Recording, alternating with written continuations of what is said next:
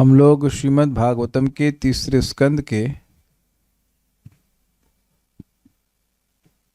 दूसरे अध्याय के दूसरे 26वें अध्याय के 8वें श्लोक को पढ़ रहे हैं। उसके ऊपर दूसरा सेशन है। बात ये आ रही है कि हमने सुनते आ रहे हैं कि कर्तृत्व अभिमान से जीव का जन्म मृत्यु का बंधन लगा, ये सुना आपने। और उसके बाद यद्यपि जीव परतंत्र नहीं है लेकिन परतंत्र हो जाता है, स्वतंत्र है परतंत्र हो जाता है। तो कोई व्यक्ति कहेगा कि जब हमको अनुभव हो रहा है कि हम करता हैं, हम भोगता हैं, तो उसको वैसे ही मान लेने में कठिनाई क्या है। तो यहाँ पर इस श्लोक में बताया गया, जो सुबह चर्चा कर रहे थे, कार्य मतलब शरीर, कारण मतलब इंद्रियां, कर्तृत्व मतलब कर्ता अर्थात इंद्रियों के नियामक देवता, इनके कारण को प्रकृति कहा जाता है। प्रकृति इनका कारण है। किन तीन चीज़ों को? शरीर। देखिए, मुझे सुख नहीं मिलेगा जब मैं खाली बोलूं और आप सुन के रिपीट करें। आप समझें इस बात को। देखिए कि क्या शरीर प्रकृति ने दिया है? इजी है। इंद्रियां भगवान प्रकृति ने दी हैं, यस। और क्या देवताओं को भी, जो इंद्रियों के अधिष्ठाता देवता है, उनकी भी सृष्टि प्रकृति करती है? बिल्कुल से करती है। तो आप शुरुआत में सुन चुके सृष्टि तत्व में कि इंद्रियों के देवता भी प्रकट हुए थे। इंद्रियों के देवता सात्विक अहंकार से प्रकट हुए। मन और इंद्रियों के नियामक देवता सात्विक अहंकार से प्रकट होते हैं, याद होना चाहिए। तो इन सब का कारण प्रकृति है। तो यानी जो कर्तृत्व है, किसी भी कार्य को करने वाली है, वह तो प्रकृति के गुण हैं जो कर रहे हैं। हम लोग स्वतंत्र करता नहीं है, मैं बार बार रिपीट कर रहा हूं। हम इच्छा करते हैं और क्रियाएं गुणों के द्वारा संपादित होती हैं। गुणों के द्वारा मतलब शरीर, इंद्रियां और इंद्रियों के नियामक देवता। ये तो एकदम क्लियर हुआ। अच्छा, उसके बाद कह रहे हैं भोक्तृत्वे सुख दुखानाम पुरुषम प्रकृति परम। जो पुरुष यानी जीव प्रकृति के परे है, उसका सुख दुख में भोक्तृत्व होता है। भोक्तृत्व मतलब भोक्तापन, अनुभव करना जो काम है वह जीवात्मा का होता है। और वो भी कैसे करता है? वो मिथ्या अहंकार के कारण जो परिवर्तन मन में हो रहे हैं इंद्रियों के कार्यों द्वारा, उससे अपनी पहचान करने लगता है। मीठा खाया, अरे बड़ा अच्छा लग रहा है, और तीखा खाया तो नहीं, कड़वा खाया तो अच्छा नहीं लग रहा है। तो जो तीखा खाया उसका रिएक्शन होगा ना इंद्रियों पे, जीभ पर होगा रिएक्शन। उस रिएक्शन का भाव मन पे पड़ेगा। तो मन में दो प्रकार की वृत्ति होती है, आप सुन चुके हो, अनुकूल वृत्ति और प्रतिकूल वृत्ति। अच्छा लगेगा या बुरा लगेगा। मैंने एक बार एग्जाम्पल दिया था कि बैगन बैगन करके सर्विंग की जा रही थी। बैगन आलू बैगन आलू बैगन आलू बैगन। तो आलू बैगन मुझे पसंद है तो मैंने ले लिया बहुत सारा, लेकिन वो आलू नीम बैगन था, अब खाया ना जाए। आज तक मुझे याद है, दैट मीन्स ये 2008 की घटना होगी। आज तक मुझे याद है कि मैं उसको, मुझे फेंकना पड़ा। मैं प्रसाद कभी फेंकता हूँ? नहीं फेंकता, लेकिन वो मुझे फेंकना पड़ा। वो गले से उतर नहीं रहा था। लेकिन अब बाकी जो बंगाली भक्त उनको बड़ा पसंद, वो एक बार खाएं उसका दोबारा खाएं, उसके लिए झगड़ भी जाए, मतलब they can fight over it कि भाई हमको नीम बैगन काहे नहीं दी। Are you very excited about it? वेद बात नहीं, नीम बैगन, नीम का पेड़ तो है, कभी बनाइएगा, सामने ही है, थोड़ा सा तोड़ कर। ओके, नंदी देवी माता ji is excited, is it not? नीम बैगन सुन के कुछ फीलिंग आ रही है? अब देखिए, कभी कभी कोई चीज खाने की होती है, उसको खाने की बात छोड़िए, केवल सुनने से मुंह में पानी आ जाता है। लेकिन नीम बैगन से कोई एक्साइटेड हो रहा है? अगर कालिया कृष्ण प्रभु हैं तो उनको छोड़ करके बाकी तो शायद कोई नहीं एक्साइटेड हो रहा है। एनीवन बंगाली है, दे माइट लाइक इट। तो नॉर्थ इंडियन भक्त हैं यहाँ पे मोस्टली, तो कोई ऐसा नीम बैगन से ना, देखो डिसलाइक बटन भी आ गया नहीं। तो आप जान रहे हैं कि ये, अब अगर आज शायद काले कृष्ण है नहीं, तो काले कृष्ण को तो बहुत पसंद आएगा नीम बैगन, बैगुन, और इस तरह से बहुत सारी चीज़ें कड़वी कड़वी उनको बड़ा अच्छी लगती है ना। देखो दिल इनका दिल आ गया दिल प्रस्तुत करती है। तो इनका दिल जो है भगवान पे तो जाता ही है, लेकिन बैगन पे, सॉरी करेले पे, कड़वी चीज़ों पे जाता है।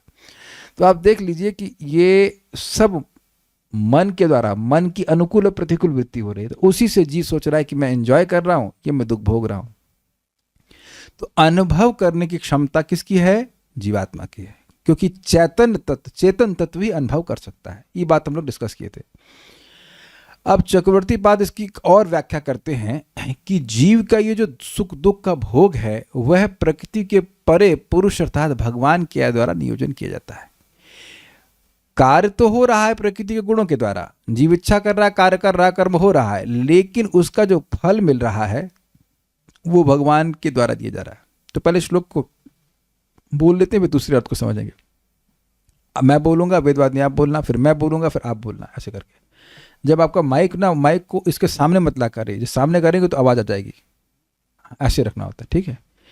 कार्य कारण कर्तृत्वे कारणम प्रकृतिम विदुः, कार्य कारण कर्तृत्वे कारणम प्रकृतिम विदुः, भोक्तृत्वे सुख दुखानां पुरुषं प्रकृतिः परम, भोक्तृत्वे सुख दुःखानां पुरुषं प्रकृतिः परम, कार्य कारण कर्तृत्वे कारणम प्रकृतिम विदुः, कार्य कारण कर्तृत्वे कारणम प्रकृतिम विदुः। थोड़ा दूर से बोलिए, आवाज तो आपको आ रहा है ना, कितना था, इतना दूर से नहीं, अपने हिसाब से देख लो कि आवाज कितनी आ रही है। हाँ, कार्य, हाँ बोलिए। भोक्तृत्वे सुख दुख, अरे अकेले बोलते रहेंगे, हमको भी बोलने का मौका दीजिए, बोलिए। हाँ। कार्य कारण कर्तृत्वे कारणम प्रकृतिम विदुः, कार्य कारण कर्तृत्वे कारणम प्रकृतिम विदुः, भोक्तृत्वे सुख दुःखानां पुरुषं प्रकृतिः परम, भोक्तृत्वे सुख दुखानां पुरुषं प्रकृतिः परम। गुड। तो एक अर्थ समझ में आ गया ना आपको। पहले जो अर्थ प्रपाद ने लिए हैं उसको देख लेते हैं। बद्ध जीव के शरीर इंद्रियों तथा इंद्रियों के अधिष्ठाता देवों का कारण भौतिक प्रकृति है, इसे विद्वान मनुष्य जानते हैं। स्वभाव से दिव्य ऐसे आत्मा के सुख तथा दुख जैसे अनुभव स्वयं आत्मा द्वारा उत्पन्न होते हैं। तो उसकी व्याख्या सुबह काफी करी गई थी। अब हम लोग चक्रवर्ती पाद की टीका देखते हैं। जीव के कर्मों से ही बंधन होता है। उन कर्मों के साधन और फल भोग के विषय में क्रमशः प्रकृति और पुरुष ही कारण है। मतलब जीव कर्म कर रहा है, उससे उसका बंधन लग रहा है, एक। दूसरा, वो कर्म किस साधन से कर रहा है। वेदवादी माइक लीजिए। मैं पूछूं कि थोड़ा सा ये सब्जी काट देंगे आप, तो आप क्या बोलेंगे? जी। अच्छा, सब्जी कट गई तो मैं क्या बोलूंगा? आपने सब्जी काटी है, किसी और ने काटी? सिंपल उत्तर दीजिए। काटी चाकू ने पर। Very good, that's what exactly what to here.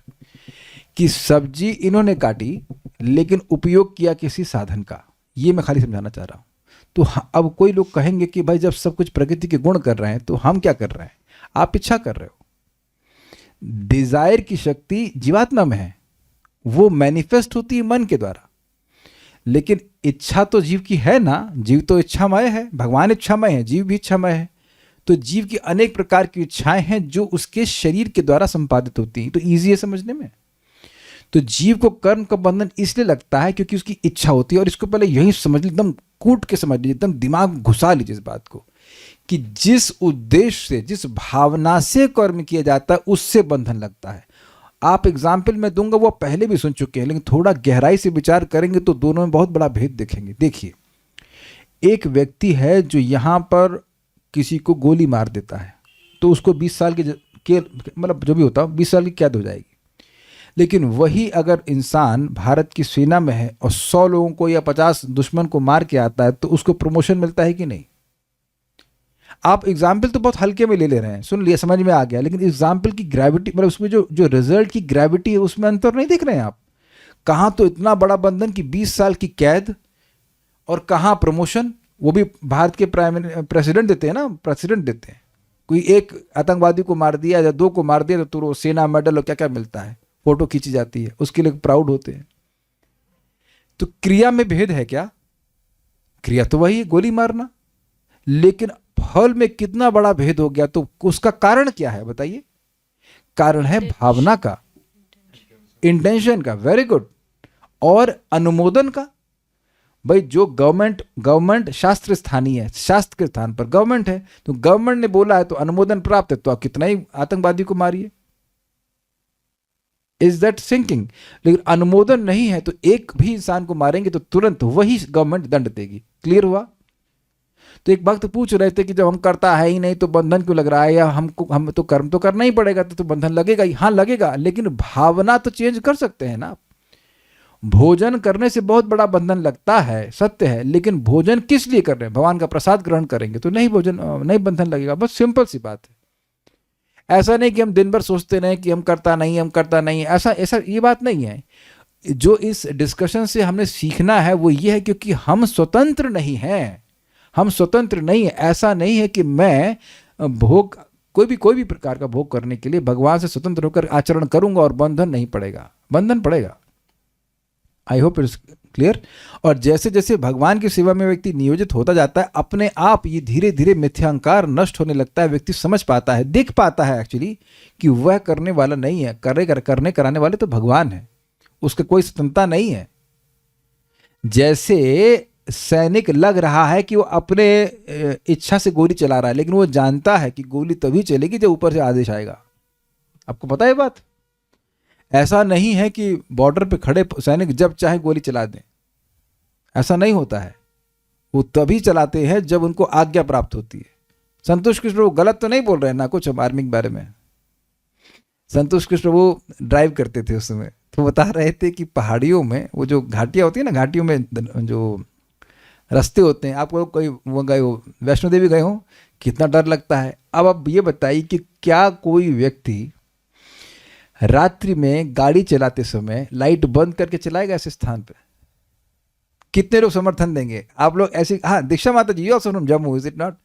आप बताइए कि ऐसी बस में बैठेंगी जिसमें रात में लाइट बंद करके चलाई जाए?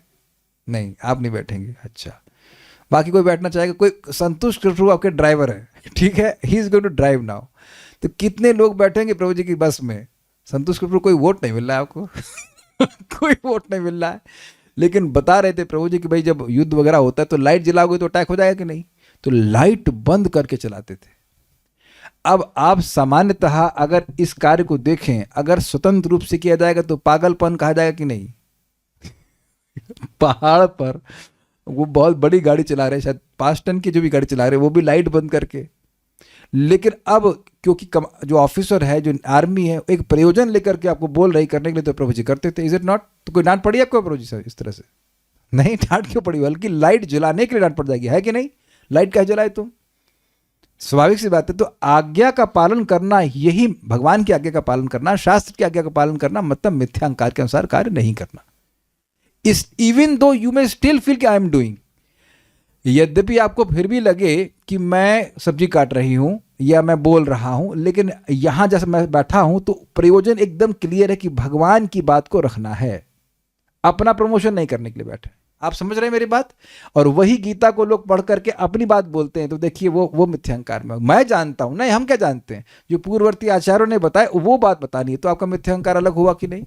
आई hope it is very easy to understand कि इस श्लोक से करना क्या है। श्लोक से सीखना यह है कि भैया हम स्वतंत्र नहीं है, हमको अपनी भावना ठीक करनी पड़ेगी। हम स्वतंत्र बिल्कुल नहीं है, बिल्कुल भी स्वतंत्र नहीं है, ना तो कोई कार्य करने के लिए, ना तो कर्म के फल के संबंध में।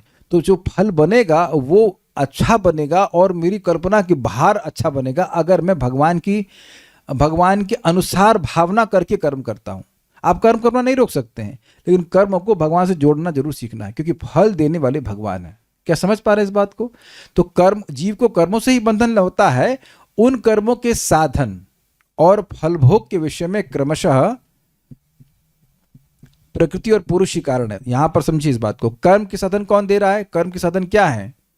शरीर, इंद्रिय और देवता। वो कौन सप्लाई कर रहा है? प्रकृति कर रही है। समझ के बोली, हर जगह भगवान को आरोप मत लगा दीजिए। और उसके बाद जो फल मिल रहा है वो कौन दे रहा है? अब भगवान ही बचे वो तो कोई होता नहीं, भगवान दे रहे हैं। क्यों भगवान दे रहे हैं? क्योंकि देखिए, फल, रिजल्ट कोई जड़ पदार्थ नहीं दे सकता है भाई। हाँ एग्जैक्ट, उपद्रष्टा अनुमानता तो है ही। वो देख रहे हैं कि भाई ये चीज इस इंटेंशन से करी गई है, ये प्रकृति के गुण देख सकते हैं। आप बताइए, वो तो जड़ है ना। आप किस इंटेंशन से कोई कार्य कर रहे हैं वो तो एक कॉन्शियस व्यक्ति को देखेगा ना। तो इसलिए पुरुष अर्थात भगवान इसके कारण है। जीव के सुख दुख के भोग के कारण कौन है? भगवान है। कारण का मतलब वही व्यवस्था करते हैं कि इसने ये काम किया है तो उसको ये फल मिलना चाहिए, इसको ये काम किया तो ये फल मिलना चाहिए। इसे स्पष्ट समझ लेना चाहिए कि कभी भी ऐसा नहीं सोचना चाहिए कि आप कुछ भी भजन कर रहे हैं तो भगवान उसको नज़रअंदाज कर रहे हैं। He is noting down everything and he will repay you at due course of time. हाँ बोलिए। ये दूसरा अर्थ आप लोग का समझ में आ रहा ना? भोक्तृत्वे सुख दुखानाम पुरुषः प्रकृति परम, जो जीव के भोक्तृत्व का कारण है, सुख और दुख के भोग का कारण वो भगवान व्यवस्था करते हैं। इसने पाप किया है तो उसको दुख मिलना चाहिए, इसने अच्छा काम किया है तो उसको सुख मिलना चाहिए, ये होगा ही। बोलिए। प्रभु जी, जैसे मान लिया इसी केस में डॉक्टर कोई है और इस इंटेंशन से पेशेंट का वो ऑपरेशन कर रहा है कि पेशेंट का ठीक हो जाए। बहुत अच्छा बोला अभी हाँ, बहुत अच्छा बात बोला। लेकिन कि मैं इस पहले, अच्छा आप बोलिए फिर मैं बोलूंगा। बोलिए।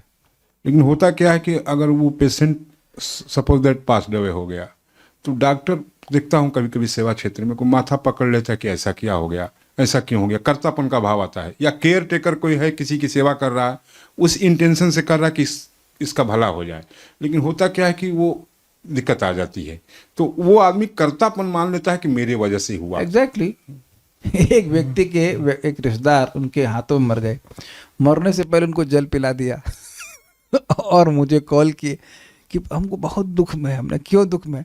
अरे हमने पानी पिलाया, हम अपने पिताजी, बड़े पिताजी को मार दिए। हमने कहा 1 मिनट रुकिए, मैं थोड़ा पानी पी लेता हूँ।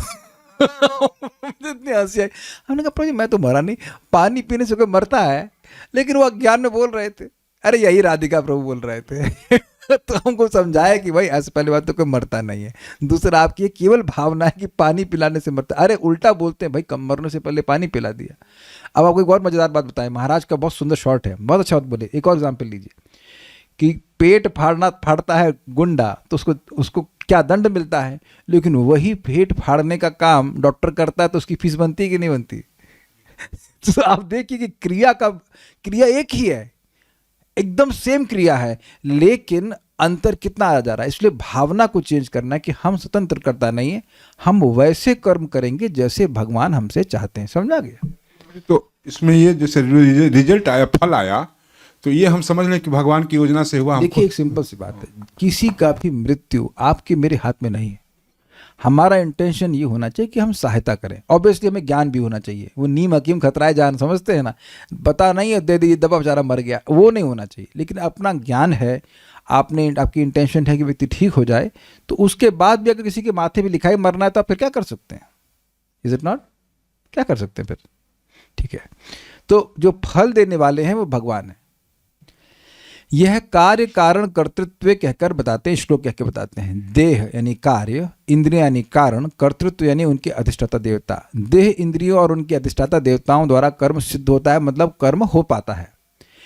इसलिए उन देह, इंद्रियों और देवताओं के कार्य कारण और कर्तृत्व में प्रकृति को ही, अर्थात पुरुष द्वारा अधिष्ठित शरीर रूप में परिणत माया को ही कारण अर्थात हेतु पंडित लोग जानते हैं। मतलब जो जीव इस शरीर को अधिष्ठित किया हुआ है, उसको जो शरीर प्राप्त हुआ है, क्या बोला मैंने? हाँ ये तो बोला, जो जीव शरीर को अधिष्ठित किया तो वो शरीर ही माया है, मतलब माया का प्रोडक्ट है, बेसिकली बात ये कह रहे हैं।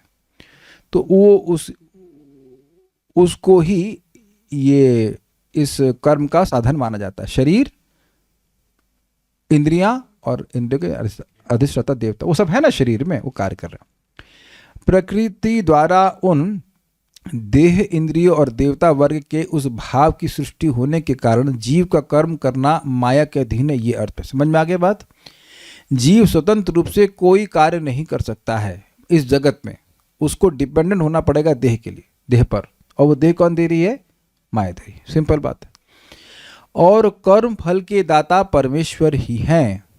इसमें जीव का कर्म फल का भोक्तृत्व ईश्वर के अधीन ही है। कि ये क्यों बोलना जरूरी है? देखिए कभी कभी कुछ लोग सोचते हैं ऐसा कि अगर हम अच्छा कर्म करेंगे तो ईश्वर बाध्य है हमें फल देने के लिए। बाध्य नहीं है, वो व्यवस्था बनाए है, लेकिन बाध्य नहीं कि आप अच्छा कर्म करेंगे तो फल वैसा मिलेगा ही। ईश्वर स्वतंत्र है, वो अपनी इच्छा से, अपने डिस्क्रिशन से वह फल देते हैं। यह कहते हैं भोक्तृत्व अर्थात जीव के सुख दुख रूप कर्म फलों के भोग में प्रकृति परम अर्थात प्रकृति से भिन्न पुरुष को ही यानी ईश्वर को ही कारण कहा जाता है। देखिए दो अर्थ, अब श्लोक देखेंगे तो समझ में आ जाएगा। श्लोक के दो अर्थ इस लाइन में चेंज हो रहा है। जीव जो सुख दुख भोग रहा है, वह जीव जो कि प्रकृति के परे है, वह सुख दुख के भोग का कारण है। ये एक अर्थ हुआ। और दूसरा अर्थ है कि जीव को जो सुख दुख की व्यवस्था हो रही है वो प्रकृति के परे जो पुरुष अर्थात भगवान है उनके द्वारा हो रही है। दोनों अर्थ समझ में आ गए? श्रीधर स्वामी जी पहला अर्थ ले रहे हैं कि जीव के सुख दुख का कारण वो है, अर्थात उसके अनुभव करने के कारण वो है, लेकिन उसकी व्यवस्था कौन कर रहा है? भगवान कर रहे हैं। तो दोनों ही अर्थ पुरुष के होंगे। अगर आप पुरुष का अर्थ लेते हैं भगवान, तो अर्थ ये हुआ कि जीव के सुख दुख का भोग भगवान की व्यवस्था भगवान कर रहे हैं। और अगर पुरुष का अर्थ आप जीव लेते हैं जो कि प्रकृति के परे है, तो उसका अर्थ ये होगा कि जो सुख दुख आ रहे हैं उसका अनुभव जीवात्मा कर रहा है अपने मिथ्या अहंकार के कारण, अपने चित्त में होने वाले परिवर्तनों के प्रकोप से पहचान करके। फर्स्ट मीनिंग में परम मतलब, देखिए दोनों जगह परम का अर्थ एक ही है, प्रकृति परम, प्रकृति से परे। जीवात्मा क्या प्रकृति का प्रोडक्ट है? नहीं। तो क्या भगवान प्रकृति के प्रोडक्ट है? नहीं, दोनों ही तो प्रकृति के परे हैं। प्रकृति परम मीन्स बियॉन्ड द प्रकृति, इज इट नॉट? जीवात्मा और भगवान दोनों ही तो प्रकृति के परे हैं। तो अगर पुरुष का अर्थ भगवान लेंगे तो ये होगा कि जो जीव के सुख दुख की व्यवस्था करने वाले हैं वो भगवान है, जो कि प्रकृति के परे हैं। और जीव के रेफरेंस फ्रेम में देखेंगे वह भी प्रकृति के परे है, लेकिन जो सुख दुख का अनुभव कर रहा है वो खुद ही कर रहा है, वो दूसरा नहीं कर रहा है। अगर आपके सर में दर्द है तो क्या बगल वाले को अनुभव होता है? आप अनुभव करते हो, यद्यपि आपका उस सर से कोई मतलब नहीं है, लेकिन मिथ्या अहंकार के कारण हमको लगता है कि हमारा सर दर्द हो रहा है। Is it not? तो उसका अनुभव और कौन कर रहा है? आप ही कर रहे हो कि नहीं कर रहे हो? लेकिन सर दर्द क्यों हो रहा है? क्योंकि हमने पहले कभी ना कभी कोई ऐसा कर्म किया है कि आज के दिन, आज दिनांक 12/2/2026 में इस दिन आपको सर दर्द होना है, ये जो भी कारण, सुख मिलना है या अच्छा खाने को मिलना है। Is that okay? इंग्लिश में बोलता हूं, everyone is eating his own soup but Krishna is the cook. अब समझ में आ गया? सब लोग अपना ही सूप पी रहे हैं, कर्मों का सूप, लेकिन है ना, लेकिन व्यवस्था बना बना करके भगवान बांट रहे हैं, परस रहे हैं। अब इससे अधिक तो हम नहीं समझा सकते हैं, हमको तो समझ में आ गया, बाकी आप लोग देख लीजिएगा। प्रभुपाद जी का तात्पर्य, भगवद गीता में कहा गया है कि जब भगवान इस संसार में अवतरित होते हैं तो वे आत्म माया द्वारा पुरुष के रूप में आते हैं। वे किसी परा प्रकृति द्वारा बाध्य नहीं किए जाते। परा प्रकृति मतलब दूसरी प्रकृति। वे स्वेच्छा से आते हैं और इसे ही उनकी लीला कहा जा सकता है। किंतु यहाँ स्पष्ट रूप से कहा गया है कि बद्ध जीव को प्रकृति के 3 गुणों के अधीन किसी विशेष प्रकार का शरीर तथा इंद्रियां धारण करने के लिए बाध्य किया जाता है। प्रभुपाद कितनी सुंदर बात कह रहे हैं, भेद दिखा रहे हैं कि जीव और भगवान में कितना बड़ा भेद है। और ये गलती जीव करता है, वो ये सोचता है कि जैसी उसकी इंद्रियां हैं उसका देह ऐसे ही भगवान का भी होगा, लेकिन ऐसा नहीं है। नाउ दिस वेरी इंटरेस्टिंग कि आप और मैं हर क्षण प्रकृति की व्यवस्था पर निर्भर है। कह दीजिए कि हवा नहीं लेंगे, कौन कहेगा कि सांस नहीं लेंगे? कौन कह सकता है पानी नहीं चाहिए उसको? कौन कहेगा कि धरती नहीं चाहिए? तो हर चीज के लिए हर समय हम निर्भर हैं। लेकिन भगवान कितने विलक्षण हैं कि जब वो जगत में आते हैं तो उस जगत की किसी चीज को से उनको मतलब नहीं है, किसी चीज पे वो निर्भर नहीं करते। Even when he descends to this world, this is very interesting. Okay, उससे यह शरीर अपनी रुचि के अनुसार प्राप्त नहीं होता। मतलब कहे कि अरे मैं देवता बनना चाहता हूँ, या मैं अमीर आदमी के पैदा होना चाहता हूँ, या मैं इतना लंबा होना चाहता हूँ, सुंदर होना चाहता हूँ, ऐसा कुछ नहीं है। आपकी सिलेक्शन से नहीं कि मॉल है और जहाँ के आप ऐसे कहें कि हम इतना पेमेंट कर रहे हैं हमारा शरीर, ना, ऐसा नहीं होता। दूसरे शब्दों में यह कहा जा सकता है कि बद्ध जीव को स्वतंत्र चुनाव करने की छूट नहीं होती, उसे अपने कर्म के अनुसार कोई न कोई शरीर स्वीकार करना पड़ता है। तो अब आप कहेंगे प्रभु जी तो कर्म के अनुसार मिल रहा है ना, तो चुनाव तो किया है। नहीं नहीं नहीं, कर्म करने का चुनाव है, लेकिन उसका जो रिजल्ट मिलेगा उस पर कोई चुनाव नहीं है। You have no control. जो कर्म कर दिया, अब उसका फल जो लोग देने वाले हैं वो निर्धारण करके दे देंगे। स्वीकार है सब लोगों को। इसलिए बड़ा सुंदर बात है, बड़ी सुंदर बात है। परम पूज्य राधानाथ महाराज कहते the whole life is constituting of momentary choices. समझे? पूरा जीवन हर है क्या? हर क्षण किए जाने वाली चॉइसेस, चुनाव। स्वीकार है? समझ में आया किसी को? किसी को समझ में आया? रीना गर्ग माता जी समझ में आया आपको? वेदवादी समझ में आया आपको? पूरा जीवन समय से युक्त है। मान लीजिए आप 50 साल जी रहे हैं तो उसमें कुछ क्षण है, और हर क्षण आपने कुछ चुनाव किया है कि नहीं? You are choosing to be here to hear Bhagavatam, you may choose to leave, you may choose to chant, not chant, take prasadam, not take prasadam. ये तो चलो हम लोग भक्त हैं, उनके पास चुनाव है, लेकिन बाकी दुनिया में भी तो लोग चुनाव कर रहे हैं ना हर क्षण। और उस हर क्षण किए गए चुनाव का बहुत भारी परिणाम होता है डिपेंडिंग कि क्या चुनाव किया गया है। वो चुनाव करने में ज्ञान और संगत बहुत सहायता करती है। आप भले ही सोच लो कि हमको भागवत पढ़नी चाहिए, लेकिन आप देखेंगे कि ये ज्ञान होने पर भी प्राय अकेले व्यक्ति नहीं पढ़ पाता। मैं डिस्करेज नहीं करना चाहता हूँ, लेकिन सामान्यतः ऐसा होता है कि नहीं पढ़ पाता है। वो चलो समझ में आने वाली बात अलग है, लेकिन पढ़ भी तो नहीं पाते हैं। बहुत बहुत बड़ी, इसीलिए वैष्णव की संगति बहुत इंपॉर्टेंट है कि हमको बल मिलता है उन चुनावों को करने में जो हमारे लिए वाकई अत्यंत लाभप्रद है। जो चुनाव करना है भाई वो आज करना है, आगे क्या होगा उस पर आपका कोई कंट्रोल नहीं है। मान लीजिए कोई कुत्ते के शरीर में चला गया तो ऐसा तो नहीं वो हरे कृष्ण बोलेगा, अब वो तो भाव भाव ही करेगा उसको। किंतु जब शारीरिक प्रतिक्रियाएं होती हैं, जैसे कि सुख तथा दुख में अनुभव की जाती हैं, तो यह समझना चाहिए कि इसका कारण स्वयं आत्मा है। जो अनुभव है वो आत्मा कर रहा है। यदि आत्मा चाहे तो इस द्वैतपूर्ण बद्ध जीवन को कृष्ण की सेवा ग्रहण करके बदल सकता है। मतलब जब तक जगत में है सुख दुख चलता रहेगा, भक्ति में आने के बाद भी ध्यान रखिएगा। ये मत सोच लीजिए कि भक्ति में आ गए तो जीवन में कोई दुख नहीं आएगा, सुख नहीं आएगा। बस ये बात है कि आप इनडिफरेंट होते चले जाओगे। भगवान के नाम के प्रभाव से सुख दुख पर ध्यान नहीं रहेगा, बस ध्यान इस बात पर रहेगा कि मेरा भजन हो जाए, मेरी सेवा हो जाए। इतनी सी बात है। कुछ तो अनुभव भी कर रहे होंगे। जी और एक जो आपको आध्यात्मिक शरीर मिल जाएगा तब तो फिर दुख का सुख का कोई मतलब नहीं, मतलब आध्यात्मिक सुख मिलेगा, लेकिन ये सब सुख दुख का मतलब नहीं है। जीव ही अपने कष्टों का कारण है, किंतु वह अपने शाश्वत सुख का भी कारण बन सकता है, हो सकता है। This is very nice. आप शायद जीवन में कभी ना कभी अनुभव करे होंगे कि ये व्यक्ति हमको टॉर्चर कर रहा है, ये व्यक्ति हमको दुख दे रहा है। ये मत कहना कि आपने ऐसा कभी अनुभव नहीं किया। अभी कोई ऐसा व्यक्ति है जिसने हमेशा ही माना है कि अपने दुख के कारण आप स्वयं हैं? कोई महात्मा ऐसा नहीं। उल्टा ही मानते हैं जीभ मेरी कटी है लेकिन राधा रमन प्रभु जिम्मेदार है ना। मैं खाना खा रहा हूँ, मेरी जीभ मेरे दांत के बीच में आ गई, मेरी जीभ मेरे दांत के बीच में आ गई, गलती किसकी है? राधा रमन प्रभु की। Is it not? नहीं तो वो नहीं मिले तो राधिका प्रभु की गलती है ना। राधिका प्रभु, जीभ मेरी कटी है तो गलती आपकी है कि नहीं? हाँ बोल रहे हैं, कुछ समझ में आ रहा है मैं क्या बोल रहा हूँ? मेरी जीभ कटी है, मैं खा रहा था, तो गलती आपकी है कि नहीं? हाँ तो सुनिए तो सही हम क्या बोल रहे हैं। हर जगह हाँ हाँ हाँ हाँ बोलने का पैसा मिलता है क्या? That's what it is. हम गलत कर्म किए, किसी को आज दुख दे रहे हो, अब उसके बदले में तुमको आगे कोई दुख देगा तो फिर यू आर नॉट सीइंग कि हम कितना गड़बड़ काम करके आए है कि नहीं। अच्छा कर्म किए तो अच्छा फल मिलेगा, ये बात है। लेकिन प्रभुपाद ये नहीं कह रहे हैं कि अब अच्छे कर्म करिए और जगत में पड़े रहिए। कह रहे हैं कि यही जीव अगर भगवान की सेवा करेगा तो शाश्वत धाम की प्राप्ति कर लेगा।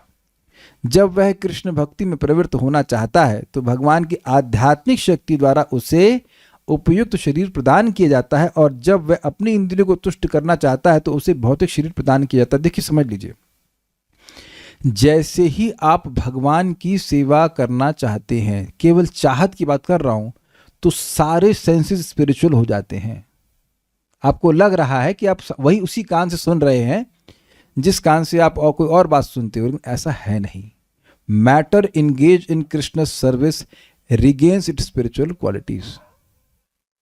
वस्तुतः इंद्रियां भगवान की सेवा के लिए, वो तो हमने भोग में लगा लगा कर दूषित कर ली, इसीलिए तो अच्छा लगता है कथा में।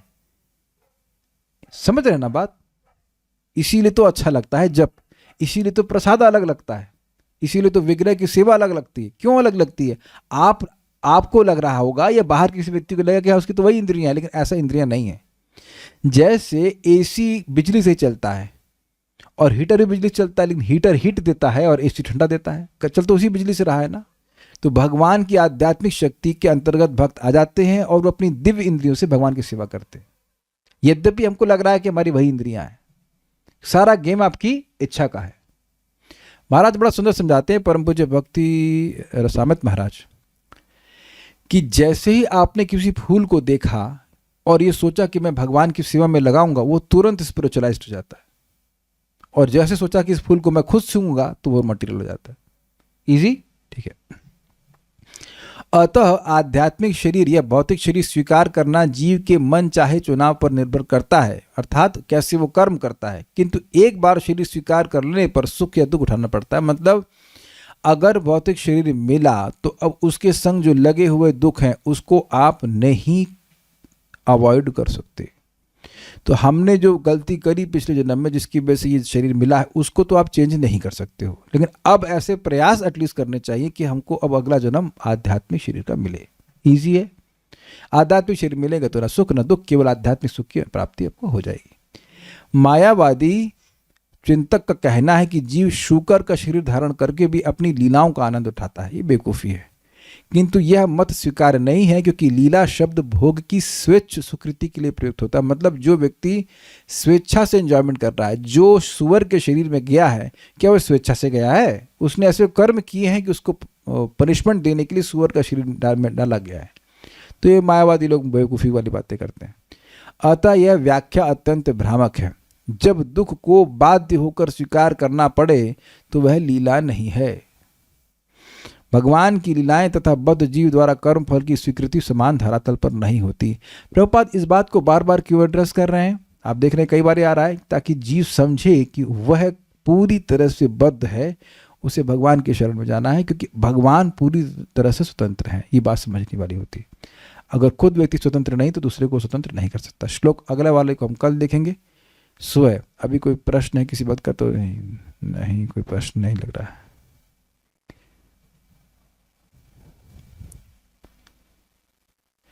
हाँ, एक प्रश्न है कि सुख दुख सोल फील करती है, ये तो सच्चिदानंद है। देखिए इसको उत्तर दिया गया था श्लोक क्रमांक 8 में, नहीं सॉरी 8 तो पढ़ रहे हैं, श्लोक क्रमांक 7 में यहां लिखा हुआ है पारतंत्रम च तत्कृतम निर्वृतात्मना। यद्यपि जीवात्मा निर्वृतात्मना है, अर्थात वह आनंद स्वरूप है, लेकिन तत् अस्य, तत् मतलब वो जो कर्तृत्व का अभिमान है, ये जो भ्रांत धारणा है कि मैं देह हूं, इसके कारण जीव की परतंत्रता हो जाती है। वो सोचता है कि ये खाने को मिलेगा तो मैं सुखी हो जाऊंगा, ये नहीं मिलेगा तो मैं दुखी हो जाऊंगा। ये उसकी परतंत्रता है। वो जनित कहाँ से हो रही है? मिथ्या अहंकार से। तो हमारे जितनी भी समस्याएं हैं, आप ये बात थोड़ा एकदम साइंटिफिकली समझो, आप और मैं अपने जीवन में कोई ना कोई समस्या मानते हैं कि ये समस्या है। उस समस्या का मूल क्या है? False ego. ये क्लियर समझना चाहिए। जितनी भी समस्या आप जिस चीज के लिए भी रो रहे हो, उसका आधार है फॉल्स ईगो। और फॉल्स ईगो को, मिथ्या अहंकार को नष्ट करने का सिंपल तरीका है भगवान के नाम का उच्चारण, श्रीमद् भागवतम का श्रवण, प्रसाद ग्रहण। ये 3 तो करने में बार बार रिपीट कर रहा हूं। बेसिकली सर्विंग कृष्णा, बट इसमें भी श्रवण कीर्तन सबसे इंपॉर्टेंट है। वो चित्त को पवित्र करता है, मिथ्यांकार अपने आप नष्ट होने लग जाता है। ऐसा नहीं कि एक दिन में होगा, लेकिन धीरे धीरे करके उसी दिन से शुरू हो जाता है।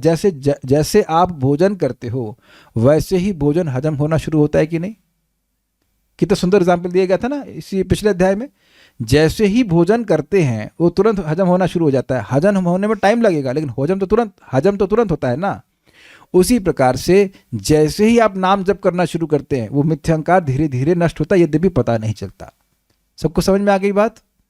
इसीलिए धीरे धीरे, हरि बोल हरि बोल, इसीलिए धीरे धीरे आप देख रहे हैं कि भौतिक जीवन में आप डिसइंटरेस्टेड होते जा रहे हैं, या फिर कह लीजिए बहुत तेजी से, डिपेंडिंग की कैसी इंटेंसिटी से आप चैंटिंग करते हैं। इसीलिए मैं लोगों के पीछे लग रहा हूँ, सभी लोग अपने पीछे लग जाएं कि सुबह जल्दी उठें और अच्छे से गंभीरता से जप करें, ताकि इस नाम जप का लाभ जो कि फॉल्स ईगो के डिस्ट्रक्शन में है, वो आपको अनुभव होने लग जाए।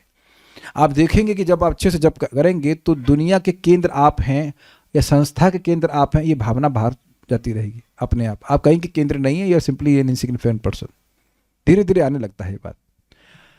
Okay, so some devotees want to ask questions in audio format. Just give me a second. 1 minute. मुझे आपकी आवाज सुनाई पड़ेगी। भुवन मोहिनी माता जी पूछना चाहती है। Okay, I'll give you a chance. Please say Hare Krishna first. Krishna माता जी, हरे कृष्णा प्रभु जी। हाँ ठीक है, पहचान लिया आपने कि मैं माता जी नहीं हूँ। फाइन, ओके, बोलिए माता जी। बोलिए प्रभु जी, ये बहुत अच्छे से समझ में नहीं आ रहा है। जैसे हमने ये देखा कि जैसे आत्मा है, आत्मा सच्चिदानंद है। और जब हम भगवत गीता में, एक सेकंड में इसको, हाँ हम बोलिए। भगवत गीता में इस तरह से कि आत्मा को सुखा नहीं सकते, जला नहीं सकते, काट नहीं सकते। तो उसमें ये बात आती है कि किसी भी भौतिक, कोई भी भौतिक चीज, क्योंकि आत्मा भगवान की पराशक्ति है, तो कोई भी भौतिक चीज उसको कोई नुकसान नहीं पहुंचा सकती, है ना। सही तो है। फिर ये प्रकृति के तीन गुणों द्वारा या अहंकार द्वारा चेतना कैसे अशुद्ध होती है, कैसे देखिए, आत्मा जहां सुख तक और मैं दुख आपका का प्रश्न समझ अनुभव गया, करती प्रश्न समझ रहा हूं कि भाई जब कोई भौतिक चीज आत्मा को प्रभावित नहीं कर सकती है तो ये मिथ्यांकार कैसे प्रभावित करता है, यही बोलना चाहती है ना। है? देखिए, आत्मा को नहीं प्रभावित करता है, आत्मा की चेतना को प्रभावित करता है। वो अभी और आगे भी क्लियर होगा। It's called contaminated consciousness. तो भाई क्योंकि जीव चाहता है भोग करना, तो जब तक ये व्यवस्था नहीं बनाई जाएगी भगवान की इच्छा से, तो ये होगा कैसे? फिर हो ही नहीं सकता है। ये प्रश्न इससे पहले भी विदुर जी पूछ चुके मैत्रेय मुनि को कि जब आत्मा पूरी तरह असंग है तो कैसे ये मान लेता है। तो बात यही है, और बिल्कुल स्पष्ट उत्तर दिया गया, ये भगवत इच्छा से होता है। हमने सुना था माया के गुण था दैवी, अर्थात देवता से संबंधित। यह असंभव कार्य है, लेकिन यह असंभव कार्य भी भगवत इच्छा से हो जाता है, क्योंकि मेरी इच्छा है भोग करने की, इसलिए भगवान इस प्रकार की व्यवस्था करते हैं। ऐसे तो जीवन आदि काल से अविद्या से ग्रसित है, तो ये टेंडेंसी है जीव की कि वह अविद्या से ग्रसित हो जाता है, या हुआ है, ऐसे कह लीजिए। अब कैसे हो जाता है इसके व्याख्या शास्त्र नहीं कर रहा है ये व्याख्या कर रहा है। ये व्याख्या हो रही है कि जीवात्मा यद्यपि आनंद स्वरूप है, लेकिन मिथ्या अहंकार के कारण अपने चित्त से पहचान करता है, और फिर वो अब सोचता है कि मैं सुखी हूं, मैं दुखी हूं, इत्यादि इत्यादि। इसकी व्याख्या अभी तक आप नहीं आएगी कैसे हो रहा है। कैसे की व्याख्या हो ही नहीं रही, क्योंकि इनकंसीव, अचिंत है, भगवान की शक्ति से हो रहा है ना। आप कैसे समझ लेंगे? ये तो पता ही होगा ना आपको, भुवन मोहिनी माता जी, खाना कैसे हजम हो रहा है। नहीं, तो बस यही, बस अब तो बस यही बात नहीं पता है कि मिथ्यांकार कैसे काम कर रहा है। दुनिया में बहुत सारी चीज़ें जिनको नहीं पता है, इनकंसीवेबल है। इतना समझ में आना चाहिए कि भगवान की अचिंत शक्ति से ऐसा हो जरूर रहा है। ठीक है, ओके। नेक्स्ट क्वेश्चन बाय आदि सुंदरी माता जी। यस माता जी। हरे कृष्णा प्रभु जी। प्रभु जी, आपने बताया कि हम लोग का कभी कभी इच्छा नहीं होती कोई पाप करने की, लेकिन ये जो 3 मोड्स हैं वो हमसे वो पाप करा देते हैं, एक लेकिन मिनट, एक उसका मिनट, फिर भी एक मिनट, कर्म एक हमें एक सेकंड, एक सेकंड। कितने लोग माता जी को वोट देंगे कि तीनों गुण जो है, तीनों गुण मिलकर हमसे पाप कराते हैं? ला, कोई वोट नहीं दे रहा है। केवल रजोगुण पाप कराता है माता जी, ध्यान से बोलिए, तो सतोगुण गुस्सा हो जाएगा, अरे हम पर जबरदस्ती आरोप लगा रही हैं। तमोगुण में तो आदमी सो जाता है। रजोगुण काम, ईर्ष्या, क्रोध, शाम सावना प्रो, गलत बोले। ओनली तमोगुण नहीं, ओनली रजोगुण। काम ईर्ष्या, क्रोध ईर्ष्या, रजोगुणों संबंधवा, तो पाप कराता है रजोगुण। चलिए आगे बताइए। हम देखो, सत्वगुण की तो हम जो है तारीफ करेंगे, ये तो आरोप नहीं लेगा। सत्वगुण में व्यक्ति पाप करेगा नहीं करेगा। ओके, रजोगुण कराता, ठीक है, बोलिए आगे। हाँ, सॉरी प्रभु जी। यस, रजोगुण जैसे हमसे पाप कराते हैं, हमारी इच्छा नहीं होती, लेकिन फिर भी हमको उसका कर्म लगता है, तो इसको कैसे समझे? तो रजोगुण का संपर्क कौन किया? रजोगुण का संपर्क भी तो, लाल मिर्ची का छौंक कौन लगाया, पड़ोसी या हम खुद? देखिए, बात आपके हम समझ रहे हैं। जीवात्मा अनादि काल से अविद्या से ग्रसित है, तो काफी संभावना तो यही है कि वो गलत चुनाव करेगा। इसीलिए वैष्णव लोग पीछे पड़ पड़ कर प्रीचिंग करते हैं कि जब तक नहीं बताया जाएगा तो ये गलत ही करेगा। अगर हमको नहीं बताया जाता भक्तों के द्वारा, तो क्या आप कभी भगवान को भोग लगाने वाले थे? कितने लोगों को पता था कि दाल चावल का भोग भी लगता है ठाकुर जी को? कोई एक व्यक्ति याद खड़ा करो, किसी को नहीं पता होगा। हम मिश्री और मक्खन मिश्री है बटा थोड़ा खिला दिया ठाकुर जी, उसे खुश रहे, भैया अपना दाल चावल सब पोड़ो। नहीं पता है, बहुत रेयर कोई व्यक्ति होगा, बहुत रेयर, भारत में भी बहुत रेयर कोई होगा जानेगा कि दाल चावल का भोग भी लगना चाहिए। अब देखिए कितना सहज है कि नहीं, उससे कितना बड़ा लाभ प्राप्त हो रहा है। तो जीव को अपनी स्वेच्छा का प्रयोग करने के लिए सिखाने का कार्य ही तो वैष्णवों का होता है। तो ये तब वो धीरे धीरे समझ पाता है। कहाँ गए आप? हाँ, नेक्स्ट कुछ और क्लैरिफिकेशन चाहिए? कहाँ गए आप? ठीक है प्रभु, हाँ, थैंक यू। और ये डिस्कशन बड़ा इंपॉर्टेंट है। वहाँ पर श्रीपाद रामानुचार्य जी ने समझाया है कि क्योंकि काम, क्रोध आदि ये सब रजोगुण से उत्पन्न हो रहा है, इससे हिंट मिल रहा है कि सतगुण का अनुशीलन करने से ये नष्ट हो जाएगा। जैसे जैसे भगवान की भक्ति करते हैं तो क्रमशः क्रमशः हम लोग सतोगुण, फिर सतोगुण से फिर शुद्ध सत्व में चले जाते हैं। जितना सतोगुणी होंगे उतना ही पाप करने की प्रवृत्ति कम होगी। कभी आप लोग आज तक सुबह 4 बजे उठ के माया में गए हैं? ये मत कहना कि माया में कभी नहीं गए, लेकिन ये बताइए कि सुबह 4 बजे भी माया में गए हैं? कभी नहीं होगा। वो उसमें बुरे विचार नहीं आते, मन करता ही है जब करें अगर उठते हैं तो जितनी भी गड़बड़ काम होते हैं वो रात में होते हैं, इसीलिए साधु लोग सो जाते हैं जल्दी रात में। और क्या, कृष्ण बंधु आरती। एक मिनट, मैं जिन्होंने उत्तर प्रश्न नहीं किया उनको मैं चांस दूंगा। कृष्ण बंधु, आप ऐसे हाथ खड़ा किए हैं, कुछ प्रश्न करना चाहते हैं? हरे कृष्णा। अच्छा माता जी हैं आप, ठीक है, मुझे लगा आप, अच्छा कृष्ण बंधु कोई ग्रुप का नाम होगा, ठीक है। हाँ बोलिए, आरती माता जी बोलिए। प्रभु जी, एक्चुअली मैं प्रेगनेंसी में हूँ, पर ना जब से मैं इसमें इंटर की हूँ ना, तब से मतलब मेरा भक्ति से ऑपोजिट ही हो गया है।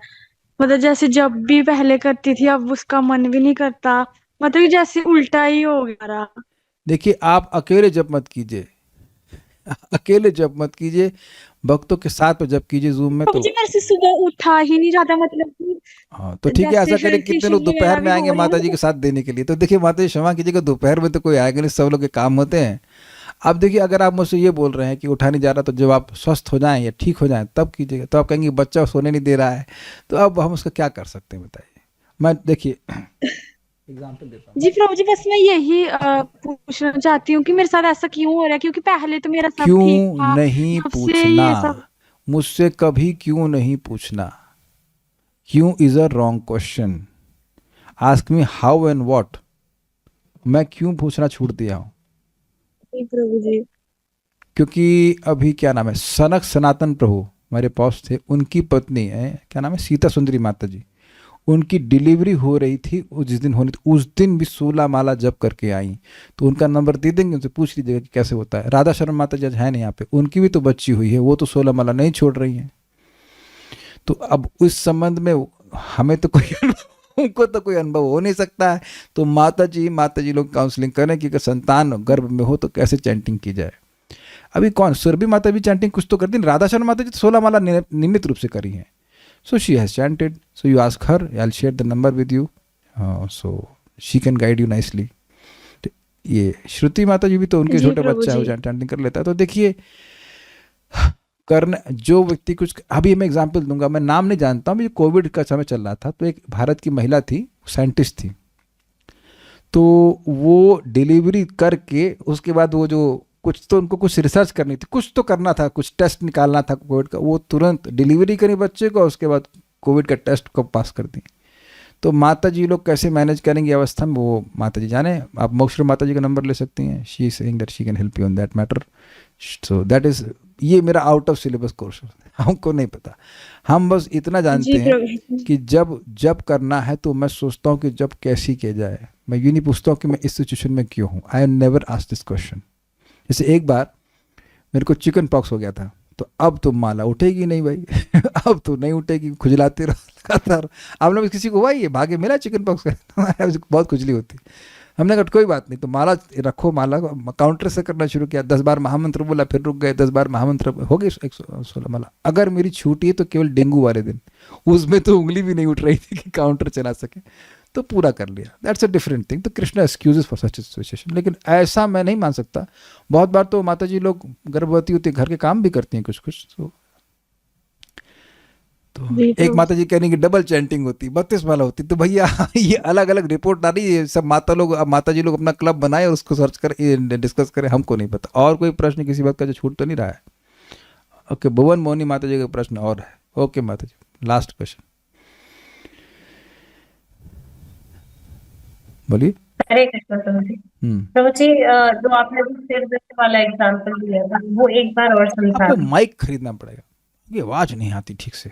आपकी आवाज तो अच्छी है, इनका माइक गड़बड़ करता है। फिर प्रयास कीजिए, बोलिए फिर से।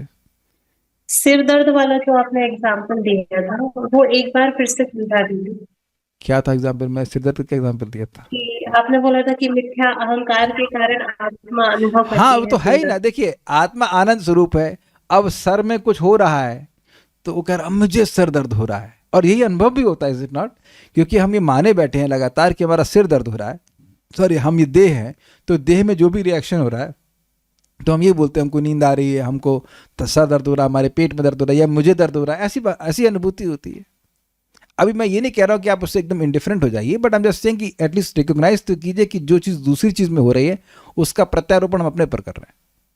यू का तो ऐसा प्रभु जी, जैसे ये क्वेश्चन मैंने एक बार और पूछा था आपसे कि जैसे जो महान संत होते हैं जो देहात्म बुद्धि में नहीं होते, तो क्या उनके शरीर में कुछ भी हो रहा होता है तो उनको कष्ट की अच्छा अनुभूति नहीं प्रश्न है होती है? कि देखिए कष्ट तो होता है लेकिन वो दुखी नहीं होते हैं। Pain is inevitable, suffering is optional. Shrila Prabhupada जी के संबंध में बड़ा स्पष्ट है। प्रभुपाद जब का शरीर छोड़ने का समय था तो वह अनुवाद कर रहे थे भागवतम का, लेकिन डॉक्टर ने बोला कि इस समय वो जितने पेन में हैं तो कोई और व्यक्ति होता तो वो चीख रहा होता। और प्रभुपाद बड़ी शांति से मतलब भागवतम का अनुवाद कर रहे हैं। हम लोग को इससे बातें कठिन लगती हैं, लेकिन देखिए ट्रैफिक जैम तो सबने देखा होगा हवाई जहाज में बैठ के भी ना। तो जब चेतना हवाई जहाज की तरह ऊपर उठ जाएगी तो व्यक्ति स्वाभाविक से बात है कि इस देह के धर्म से परे हो जाएगी। जैसे अब हम लोग सोचिए अगर 24 घंटे में केवल 1.5 घंटा सोए तो हमारी क्या हालत होगी, पागल हो जाएंगे। लेकिन अब गोस्वामीगण तो भूल ही जाते थे खाना, कब सोए थे लास्ट टाइम। ऐसा उनकी स्थिति है कि वो पूरी तरह देह के धर्म को पार कर गए। यद्यपि अभी समझना बड़ा मुश्किल होता है, लेकिन भाव स्तर के बाद देह का धर्म आपको नहीं प्रभावित करेगा। भाव स्तर तक व्यक्ति को अपने स्वास्थ्य का ध्यान रखना पड़ेगा। श्लोक बोला गया है, देह स्मृति नाही जार, संसार बंधन कहाँ था। जिसको देह की स्मृति ही नहीं है तो देह का धर्म उसे कैसे प्रभावित करेगा। लेकिन ये नेचुरल होना चाहिए ना, अभी तो आपको प्रभावित करेगा, मेरे को करता ही है, like that. Okay, so will stop now, no more questions, thank you so much. Shrimad Bhagavatam की एक मिनट कुछ कमेंट है क्या भाई, ऐसा ना वो लोग नाटे बाद में मेरे को कुछ क्या रजगुण केवल पाप प्रवोक करता है और उससे कार्य करना हमारा ऊपर होता है? मोस्टली रजगुणी व्यक्ति प्राय आप देखेंगे, प्राय बोलो क्योंकि ऐसा नहीं कि हमेशा नहीं, प्राय शास्त्र को सुन के समझे ऐसा जरूरी नहीं है, लेकिन मैं प्राय इसलिए बोलो कि क्षत्रिय लोग भी रजगुण में होते हैं, बट कुछ मोड ऑफ गुडनेस भी उनमें रहता है।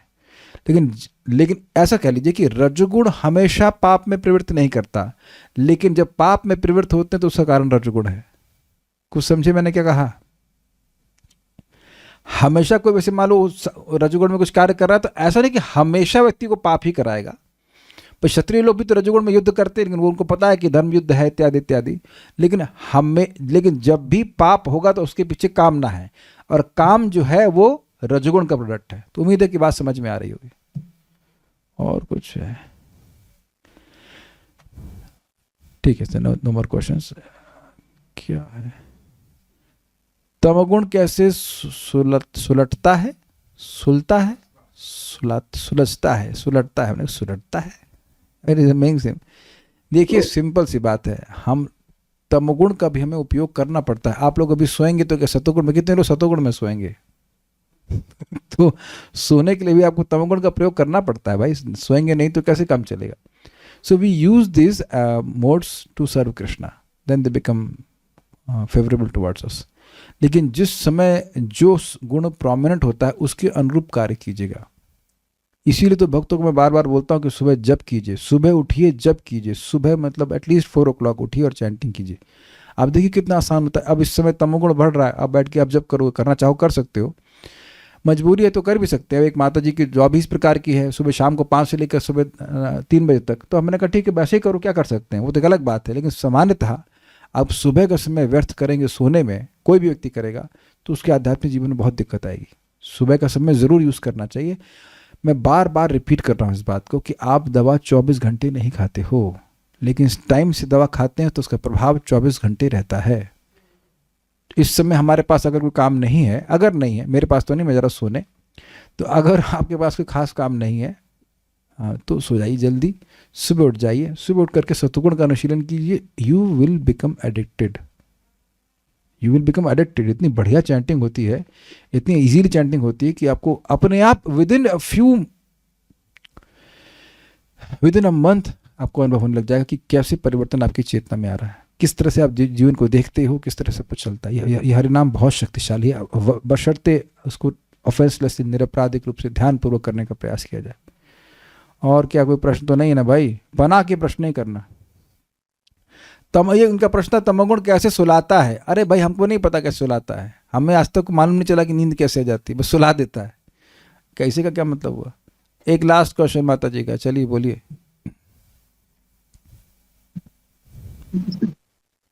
हरे कृष्णा प्रभु जी। प्रणाम। आपका नेट बहुत डाउन है और एक प्रश्न बोलने में पूरा आधा घंटा लग जाएगा, छोड़िए भी, आप नेट ठीक करके आइए। ओके, हरे कृष्णा। श्रीमद् भागवतम की जय, श्रील प्रभुपाद की जय, निताई गौर प्रेमानंद।